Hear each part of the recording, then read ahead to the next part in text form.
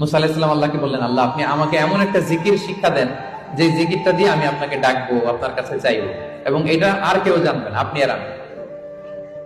তো আল্লাহ বললেন, ইয়া মূসা কুল লা ইলাহা ইল্লাল্লাহ, হে মূসা তুমি পড়ো লা ইলাহা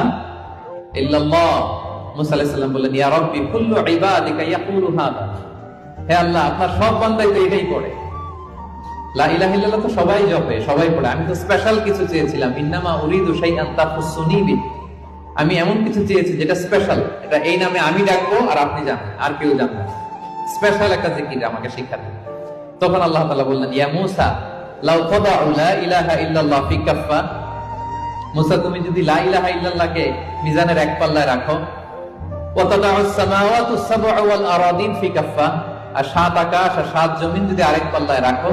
লা রাজাহাত কাফফাতু লা ইলাহা ইল্লাল্লাহ, মূসা মুহূর্তেই লা ইলাহার পাল্লাটা ভারী হয়ে যাবে।